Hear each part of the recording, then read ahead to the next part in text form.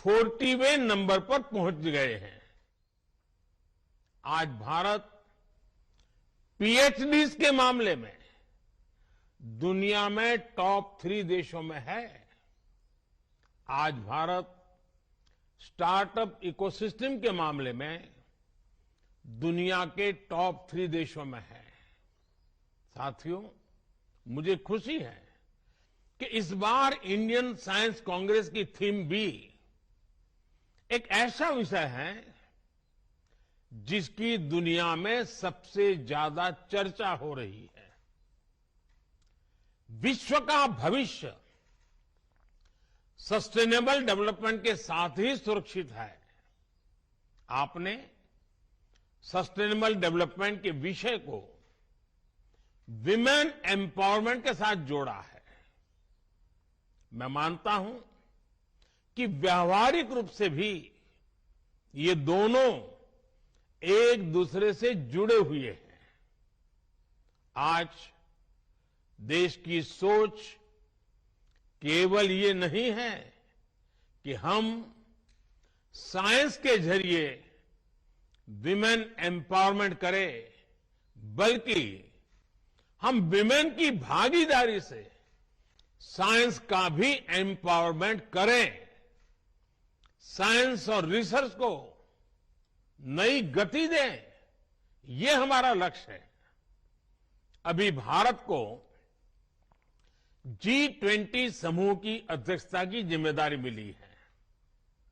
G20 के प्रमुख विषयों में भी विमेन लेड डेवलपमेंट एक बड़ी प्राथमिकता का विषय है।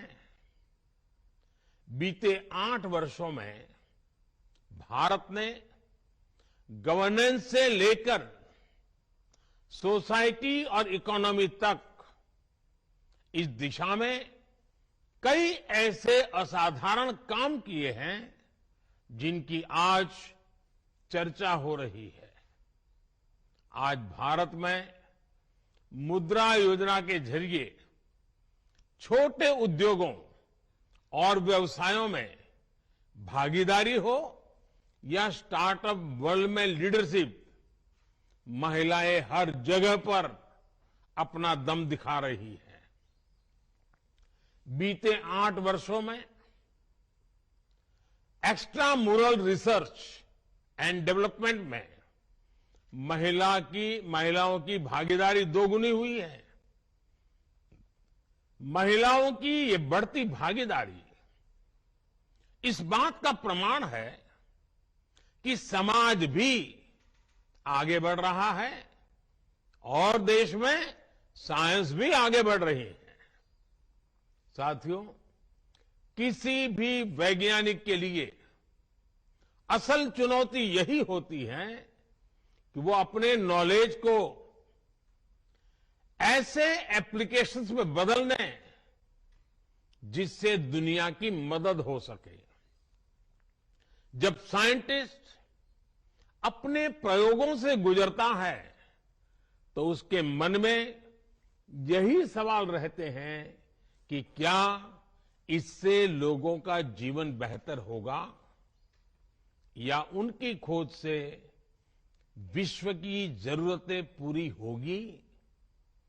साइंस के प्रयास बड़ी उपलब्धियों में तभी बदल सकते हैं जब वो लैब से निकलकर लैंड तक पहुंचे, जब उसका प्रभाव ग्लोबल से लेकर ग्रासरूट तक हो, जब उसका विस्तार जर्नल से लेकर जमीन तक हो, जब उससे बदलाव रिसर्च से होते हुए रियल लाइफ में दिखने लगे। साथियों, जब साइंस की बड़ी उपलब्धियां एक्सपेरिमेंट से लेकर लोगों के एक्सपीरियंस तक का सफर तय करती है तो इससे एक अहम संदेश जाता है। ये बात युवाओं को बहुत प्रभावित करती है। वो सोचते हैं कि साइंस के जरिए वो पूरी दुनिया को प्रभावित कर सकते हैं। ऐसे युवाओं को आगे बढ़ाने के लिए इंस्टीट्यूशनल फ्रेमवर्क की आवश्यकता होती है, ताकि उनकी आकांक्षाओं का विस्तार किया जा सके, उन्हें नए अवसर दिए जा सके। मैं चाहूंगा कि यहां मौजूद वैज्ञानिक ऐसा इंस्टीट्यूशनल फ्रेमवर्क विकसित करें जो युवा प्रतिभाओं को आकर्षित करे और उन्हें आगे बढ़ने का मौका दे। उदाहरण के लिए टैलेंट हंट और हैकेथॉन के आयोजनों के जरिए साइंटिफिक सोच रखने वाले बच्चों की तलाश की जा सकती है। इसके बाद उन बच्चों की समझ को एक प्रॉपर रोड मैप के जरिए विकसित किया जा सकता है। इसमें सीनियर साइंटिस्ट उनकी मदद कर सकते हैं। आज हम देखते हैं कि स्पोर्ट्स में भारत नई ऊंचाई को छू रहा है। इसके पीछे दो महत्वपूर्ण वजह हैं। पहला, स्पोर्ट्स की प्रतिभाओं को विकसित करने के लिए देश में इंस्टीट्यूशनल फ्रेमवर्क को मजबूत बनाया गया।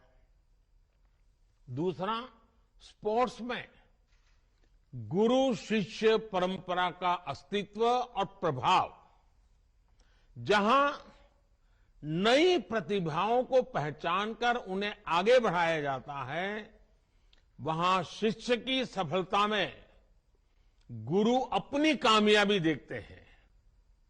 ये परंपरा साइंस के क्षेत्र में भी सफलता का मंत्र बन सकता है। साथियों, आज आपके सामने कुछ ऐसे विषय भी रखना चाहता हूं जो भारत की साइंस की दिशा तय करने में मददगार होंगे। की आवश्यकता की पूर्ति के लिए भारत में साइंस का विकास, ये हमारे वैज्ञानिक समुदाय की मूल प्रेरणा होनी चाहिए। भारत में साइंस भारत को आत्मनिर्भर बनाने वाली होनी चाहिए। हमें यह भी ध्यान रखना है कि आज दुनिया की 17-18% मानव आबादी भारत में रहती है।